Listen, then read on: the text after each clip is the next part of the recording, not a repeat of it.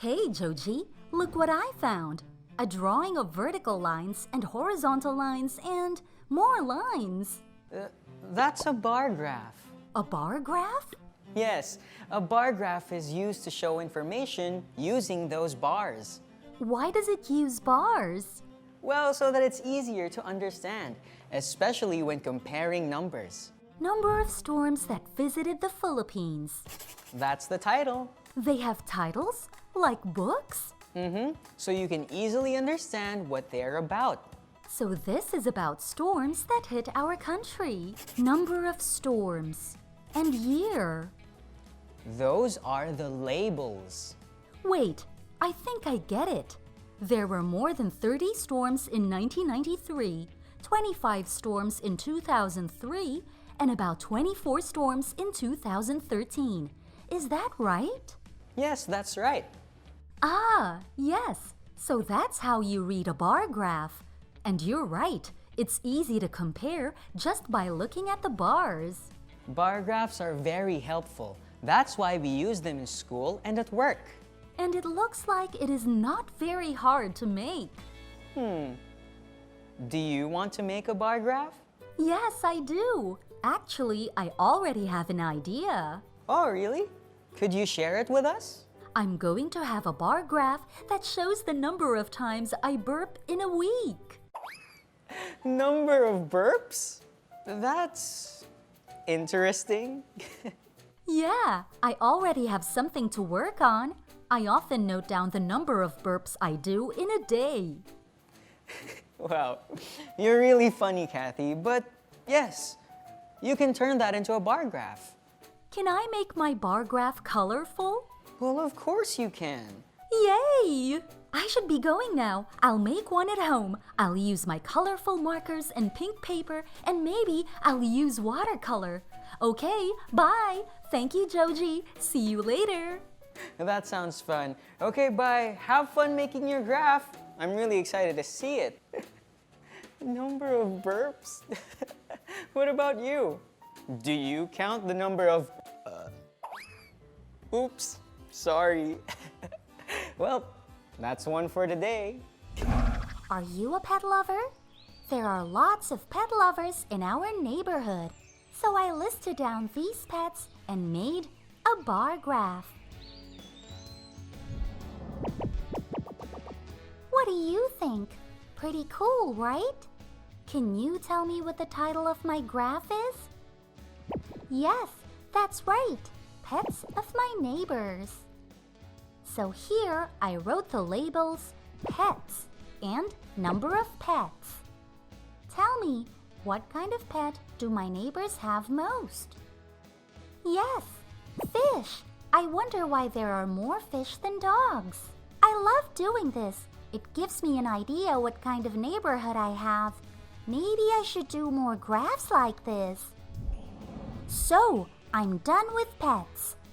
Wait, how come no one has a lizard as a pet? Why? We can be great pets too. That will be my next assignment. To show this graph to everyone and convince them that there should be lizards here. They must have lizards as pets. Don't you think so? In the second chapter, we learned about the super typhoon Yolanda, how it caused flooding and landslides, and what the people did after the storm. Now, let's learn about what we should do during a storm. The Biggest Storm, story by Suzanne Simard. Super typhoons are becoming more common. Scientists say that when oceans get warmer, the storms get stronger. Scientists say that an abnormal rise in the level of the seas causes a storm surge. Scientists are people who work in the field of science. They may study about weather or the environment. A storm surge can create floods and landslides, which cause the most harm. Storm surges are big waves caused by storms or typhoons.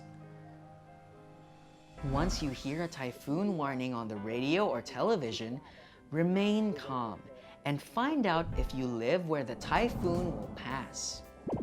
If you live in the path of the typhoon, your family should take typhoon safety measures.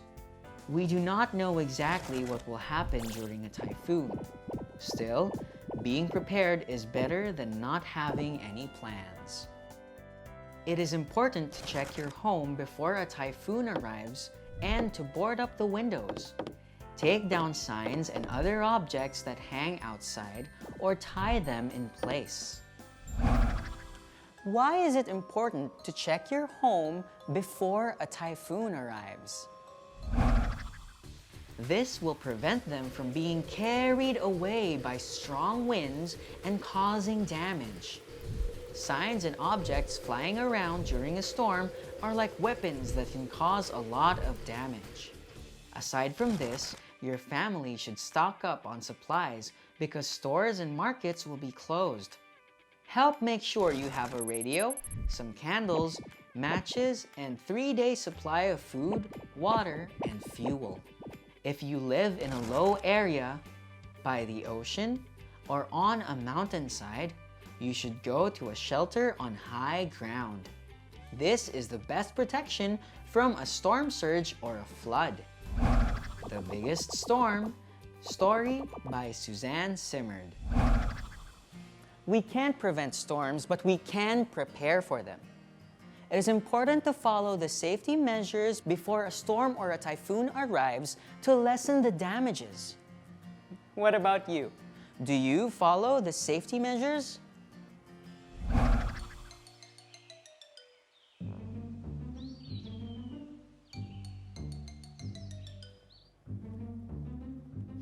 Yo, what's up? It's James Les Reed here, and today we will continue learning about words that have silent letters.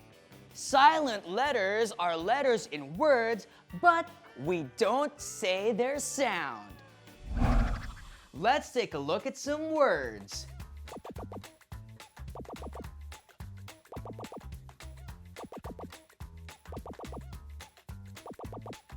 Do you notice anything strange about these words?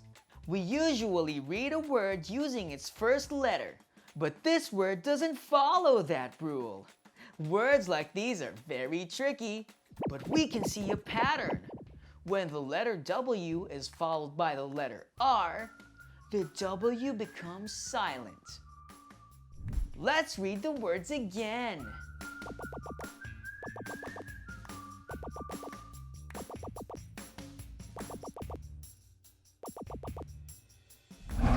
Let's practice some more. I will show you some words and you have to tell me which is the silent letter. Are you ready? Let's go! This is the first word. Do you see any silent letters? Correct! This word has the silent letter W. We read this as wrap. Read it with me. Wrap, wrap, wrap. How about in this word? You're right! We don't hear the letter K in this word. It is a silent letter K. Knob. Your turn. Do you see any silent letters here? We don't say the sound of the letter W in this word. Wrong. The letter W is the silent letter. Read it with me. Wrong. How about in this word? Are you sure it's the letter L? Try again. The silent letter in this word is the letter K.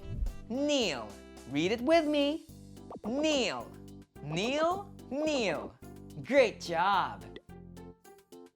This is the next word. Wrist. Which is the silent letter? We don't hear the W sound in the word wrist. New. Which is the silent letter in this word? Correct! It is the letter K. We don't hear the K sound in the word new. Your turn. Do you see any silent letters?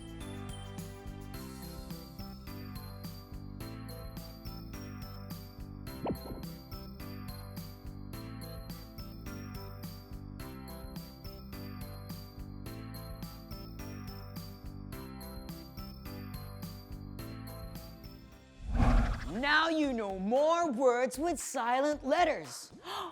But there are a lot of other words that have silent letters around you. Look around. They're just there, being silent. Joji, look what I did. Let me guess. It's a bar graph about your burps in a week.